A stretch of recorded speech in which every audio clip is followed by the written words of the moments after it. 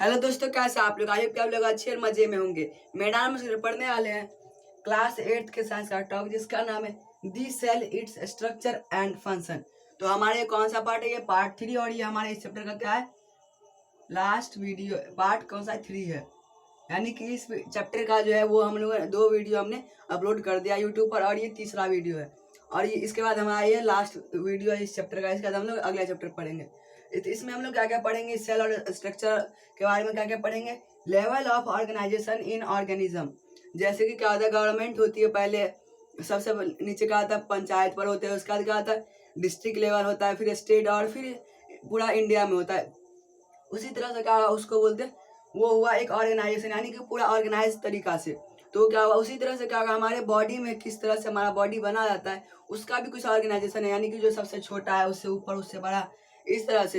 यानी कि ये बहुत सारा मिलेगा तो ये बनेगा। जिस तरह से क्या होता है, बहुत सारे पंचायत मिलकर एक डिस्ट्रिक्ट बनता है, बहुत सारे डिस्ट्रिक्ट मिलकर क्या बनता है, एक स्टेट बनता है, और बहुत सारे स्टेट मिलकर के एक कंट्री बनता है। उसी तरह से हम लोग इस ऑर्गेनिज्म में भी जो क्या होता है, जो बहुत सारे अलग अलग तरीके से मिल करके क्या होता है बनता है, बहुत सारे सेल मिल करके बनते हैं, उसको हम लोग समझेंगे। इसके बाद समझेंगे comparison between plant and animal cell. यानी कि प्लांट का सेल और एनिमल के सेल में क्या डिफरेंस है उसके बारे में समझेंगे और उसको कंपेयर करेंगे कि किसमें कौन सा चीज़ है, किसमें कौन सा चीज़ नहीं है। तो सबसे पहले हम लोग level of organization in organism देख लेते हैं। Level of organization in an organism, यानी कि एक ऑर्गेनिज्म में उसका ऑर्गेनाइजेशन किस तरह से होता है। क्या होता है, सबसे पहले सबसे छोटा क्या होता है, सेल होता है। क्या होता है, सबसे छोटा क्या होता है, सेल होता है। और जब बहुत सारे सेल मिल जाते हैं तो क्या बनता है, टिश्यू। और जब बहुत सारे टिश्यू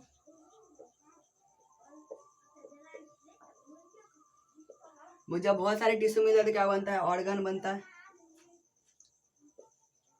जैसे बहुत सारे सेल मिलते हैं तो क्या बनता है, टिश्यू बनता है। जिस तरह जैसे कि नर्व्स टिश्यू। उसके बाद और जब बहुत सारे टिश्यू मिलकर के क्या बनता है, ऑर्गन बनता है, जैसे कि किडनी। उसके बाद क्या, बहुत सारे ऑर्गन मिलके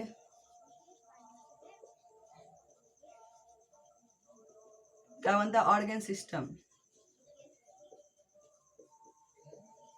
जैसे कि ऑर्गन सिस्टम, जैसे कि डाइजेस्टिव सिस्टम। तो ये क्या है, पूरा सिस्टम है, उसमें बहुत सारे क्या होते हैं, बहुत सारे उसमें ऑर्गन्स होते हैं। जैसे कि क्या होता है, बकल कैविटी होता है, ओसिफिगस होता है, स्टमक होता है। ये सब क्या है, एक पूरा डाइजेस्टिव सिस्टम के अंदर आता है। और जब बहुत सारे ऑर्गन सिस्टम मिलते तो क्या बनता है, एक ऑर्गेनिज्म बनता है। क्या बनता है, जब बहुत सारे ऑर्गन सिस्टम मिल जाते हैं, यानी कि बहुत सारे जो सिस्टम मिल जाते हैं तो क्या बनता है, वो एक ऑर्गेनिज्म, यानी कि एक पूरा एक जीव बन जाता है। तो हमारे बॉडी में कितने, कुल मिलाकर कितने, 10 ऐसी क्या 10 ऑर्गन सिस्टम है। उस 10 ऑर्गन सिस्टम को हम लोग समझते हैं। ये दोस्तों क्या है, ऑर्गन सिस्टम है। तो सबसे पहला डाइजेस्टिव सिस्टम, फिर reproductive system, respiratory system. Digestive system यानी कि जब हम लोग खाना खाते हैं तो डाइजेस्ट होता है। डाइजेस्ट होने में जो जो ऑर्गन यूज होते हैं उस पूरे ऑर्गन को मिलकर के क्या बनता है, डाइजेस्टिव सिस्टम। उसके बाद रिप्रोडक्टिव सिस्टम। रेस्पिरेटरी सिस्टम यानी कि हम लोग जो सांस लेते हैं तो लोग सबसे पहले नोज से लेते हैं, फिर जाता है लंग्स में। उसी तरह से क्या होता है, वो पूरा हुआ रेस्पिरेटरी सिस्टम। सर्कुलेटरी यानी कि जहाँ पर से ब्लड पूरे हार्ट से जाकर के वेन से होते हुए क्या है, पूरे बॉडी में जाता है। उसके बाद एक्सक्रीटरी सिस्टम यानी कि जो वेस्टेज होता है हमारे बॉडी से उसका बाहर निकलना। उसके बाद स्केलेटल सिस्टम, मस्कुलर सिस्टम यानी कि जितना भी क्या होता है उसमें हम लोग का मसल्स होते हैं उन सब। उसके बाद नर्व सिस्टम।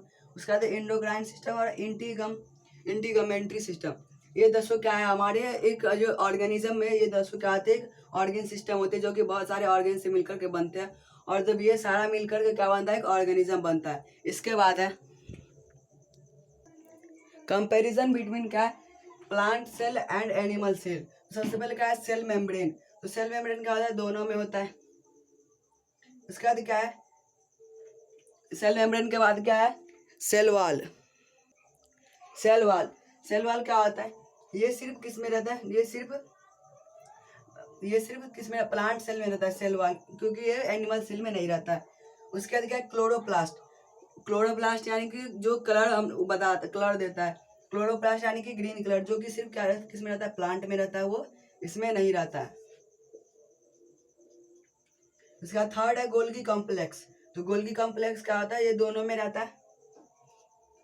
उसके बाद क्या है वैक्यूल, वैक्यूल भी दोनों में रहता है जिसमें कि क्या होता है खाना स्टोर होता है, जो एक्स्ट्रा खाना रहता है। उसके बाद क्या है इंडोप्लाज्मिक रेटिकुलम, जो कि क्या होता है दोनों में होता है। उसके बाद क्या है न्यूक्लियस, न्यूक्लियस भी दोनों में होता है, क्योंकि न्यूक्लियस के बिना तो सेल बनेगा नहीं, क्योंकि वो सबसे क्या होता है वो पूरे कंट्रोल करता है सेल पर। उसके बाद क्या है मिटोचॉन्ड्रिया, मिटोचॉन्ड्रिया क्या होता है ये दोनों में रहता है मिटोचॉन्ड्रिया। तो आई होप क्या है समझ आ गया होगा। तो इसके बाद क्या है जो हम लोग कंपेयर करेंगे कि कौन सा चीज़ किस में है या नहीं है, अब हम लोग वो उसके बारे में देखते हैं। तो इस चार्ट में क्या है कि हम लोग शेप, सबसे पहले क्या है शेप, तो प्लांट सेल का कैसा फिक्स होता है या नहीं होता है। तो प्लांट सेल में क्या होता है फिक्स्ड होता है,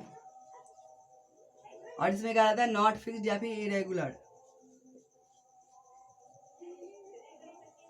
यानी कि इसका शेप क्या रहता है फिक्स नहीं रहता, वो चेंज होता रहता है। उसके बाद सेल वाल, तो सेल वाल सिर्फ किस में होता है, सिर्फ प्लांट सेल में होता है, इस एनिमल सेल में नहीं होता है। उसके बाद क्या प्लास्टिड्स, प्लास्टिड्स क्या होता है ये भी इसमें एब्सेंट रहता है, इसमें प्रेजेंट रहता है। उसके बाद क्या है वैक्यूल, जिसमें क्या होता है खाना स्टोर होता है, ये इसमें भी रहता है और इसमें भी रहता है। इसमें क्या होता है किसी में हो भी सकता है किसी में नहीं भी हो सकता है। तो इस वीडियो में हम लोग जितना भी टॉपिक पढ़ा आप लोगों को समझ में आ गया हो, तो मिलते bye, take care, thanks for watching.